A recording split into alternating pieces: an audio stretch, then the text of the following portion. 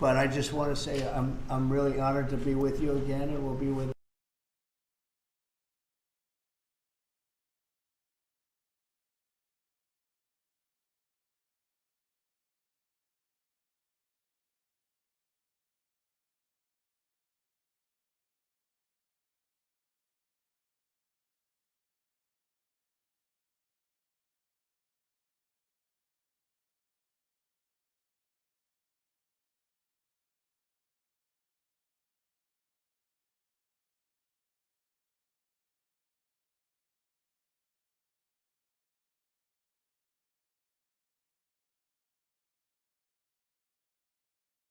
But I just want to say I'm really honored to be with you again, and we'll be with each other for a long time.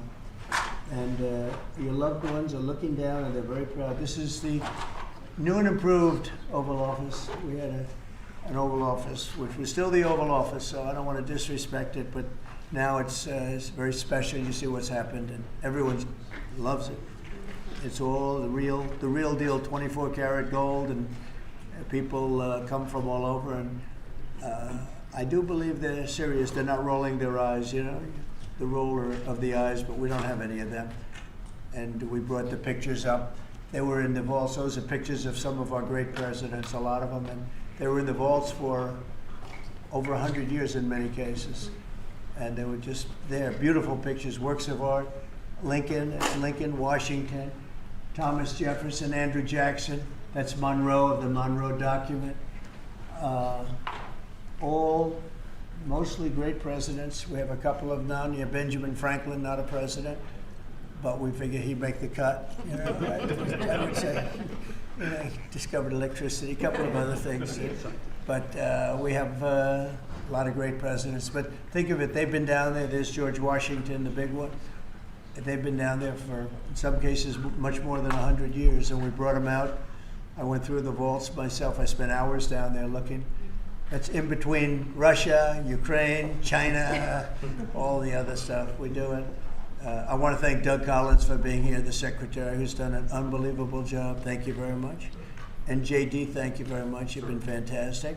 And all of the others. Pete, good. We did a little thing with Pete about Secretary of War today, and it seemed to be well received. We'll do it a couple of more times, and if everyone likes it, we'll make that change, Pete. You'll decide. But I just want to thank everybody for being here. Very special to me, a very special day. 4 years is a very special time, and now it's lightening up, but it'll never be really light. But there are some great souls that are looking down on you right now, and they're very proud of their parents and brothers and sisters, and but moms and dads especially. That's what I seem to have dealt with mostly. It's a tough, there's nothing tougher. So thank you very much. And the media, I want to thank you because you've been very respectful of this group of people. And they deserve it. They went through hell for no reason. It should have never happened. And I'm going to sign the proclamation now, and we will have a very special proclamation done and completed. Okay?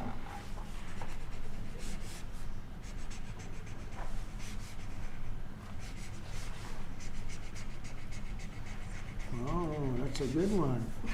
That's our good one. We rate them. I don't put them under the auto pen. I don't say, here, have the auto pen sign it, right? We don't do that. I don't know how anybody was allowed to do that. They actually weren't. Good one, right? Yes, a couple of good questions today. It's been very fair, actually. Okay? Do you have any questions on this subject, please? Mr. President, yes. The Defense Secretary has ordered a review of the Afghanistan withdrawal that is ongoing. I'm curious if you have any update on that review, and then for the families, I know that there was frustration with previous investigations on Capitol Hill. Are you satisfied with the speed of this investigation thus far? Yeah. Pete, do you want to answer that? Yes, sir. On behalf of this beautiful group, on behalf of these families, on behalf of your loved ones who fought for our nation, America deserves answers as far as what happened in Afghanistan. The military needs to answer for what happened in Afghanistan. So upon the President's direction, immediately we initiated an investigation which showed that there needed an even deeper dive. So Sean Parnell, our Pentagon spokesman, who himself is an Afghanistan veteran, is leading this effort. It's a top priority for us. We're getting access to all documents necessary, why decisions were made, why they weren't made, why certain force protection measures were ignored. Again, there's never been accountability for this. It's something that Joe Biden allowed to happen that never should have happened. Any objective observer knows that's not how you leave a country, and certainly these families know better than anyone else. These families deserve answers. We're going to be honest about it. We're going to get to the bottom of it. Sean Parnell, an Afghanistan vet, is leading it, and we're doing it on behalf of the American people. So I would anticipate middle of 2026. That's how thorough of a review we're doing. Hopefully a little bit sooner, but we're going into everything to get an understanding of what happened.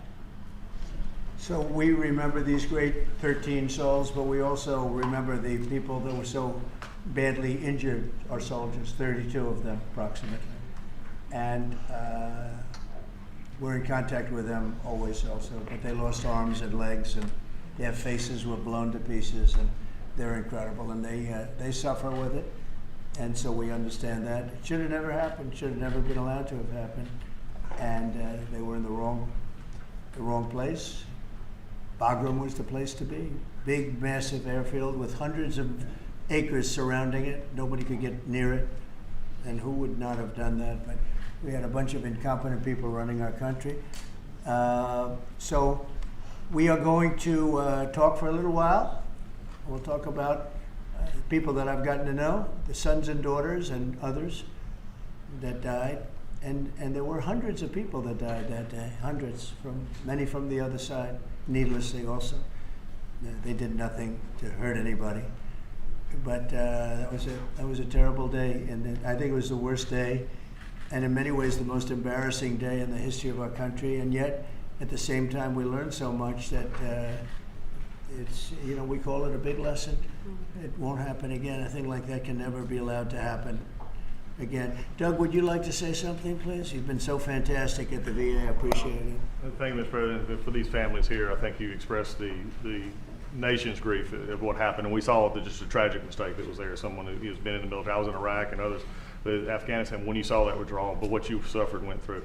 And for those that you've mentioned, Mr. President, who are injured, who took the VA, the Department of Defense, we're taking care of those folks, and we're going to continue to do so at your direction. But with the families, it's just one of those times. It's a place that never goes away. But I know from this president, is he's made a commitment that that memory will not be forgotten, and the cabinet understands that, and our American people understand that because of what you've done. And this is actually our biggest gathering today.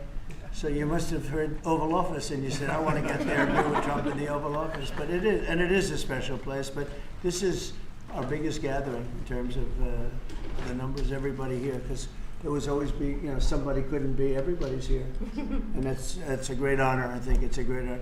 JD, do you want to say a couple of words, please? Oh, sir, I just echo what you said. We're so honored to have all of you here. I know that days like today can't make the hurt go away, but hopefully 4 years on, we can start to remember with fondness and with a little bit of joy the people that were taken from us. We're so proud of you. We're so proud of your loved ones for giving their life for our country. And I think importantly today, this is a rectification of a wrong. The fact that the President of the United States lost your loved ones through incompetence, but never acknowledged it. And your government never actually put pen to paper to say, we're grateful for your sacrifice.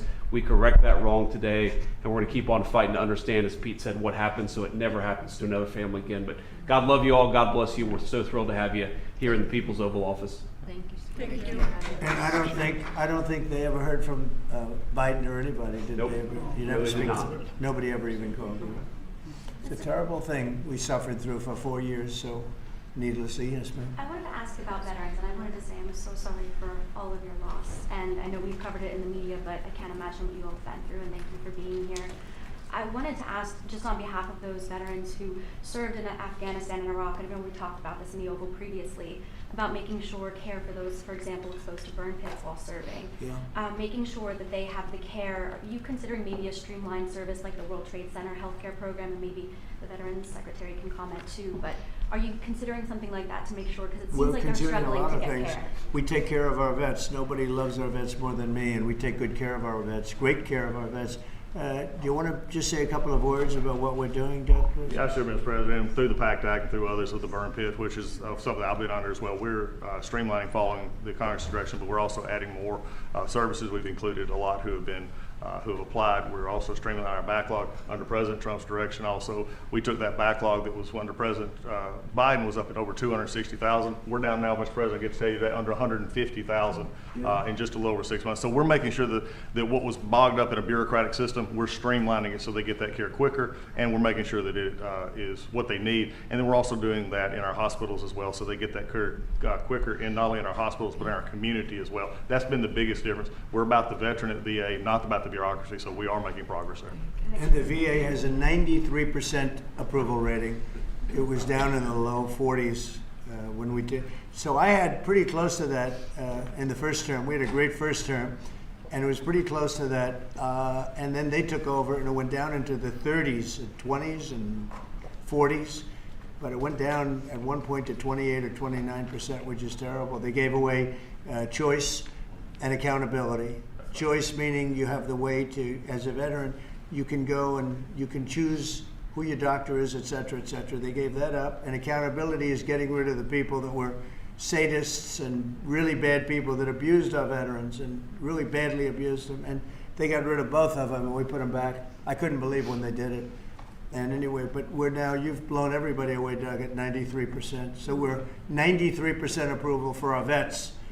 And I like that, so that's good. And on the Department of War, how do you plan to do that? It requires an act of Congress to rename the Defense Department to the Department of War. We're just going to do it. I'm sure Congress will go along if we need that. I don't think we even need that, but if we need that, I'm sure Congress will go along.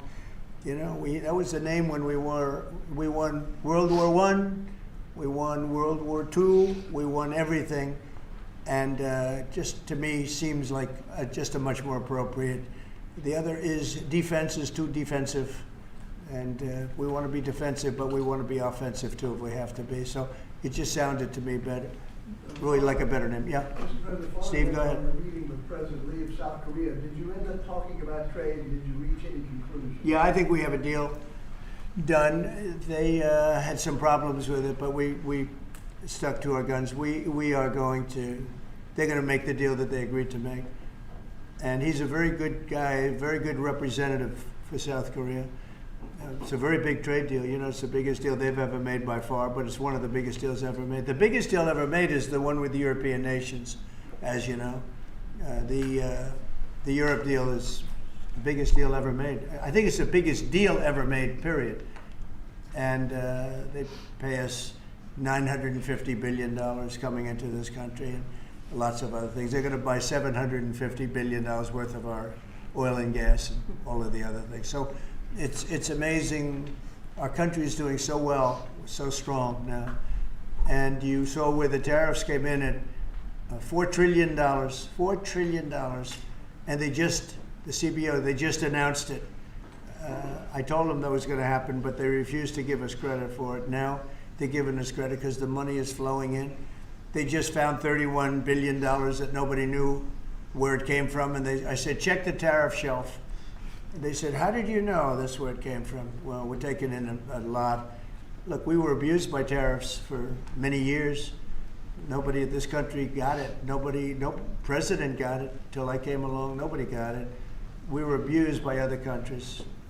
China, I mean, take a look. That's what they did is essentially what I'm doing, but we're doing it at a better scale, and we're making up for lost time, and we're also making sure a lot of these countries respect us for doing it.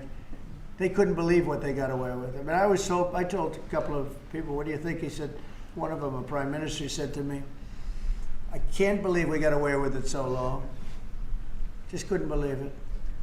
I'll tell you what, Prime Minister Abe, who was great of Japan, who was fortunately assassinated, he used to say, I can't believe we got away with this for so long. You know, they sent millions of cars in, and we weren't allowed to send one car.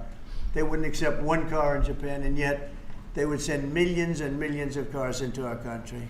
No tax, no nothing. So no, we're just doing the right thing, and it's making our country rich and beautiful, and it's very important. I felt so foolish for years watching this take place. You know, we did it in my first term with China. We took in hundreds of billions of dollars of tariffs. But when COVID came back, we focused on that. We did a really good job, but the whole world suffered with that one. It was a terrible thing. So we couldn't be tariffing countries, and if you looked at what happened to France and Spain and Italy and all, not going to go say, by the way, we want tariffs. So, but now we do say that, and it's tremendous, and we're respected. We're the most respected we've ever been. Thank you very much, everybody. I appreciate it. Thank you.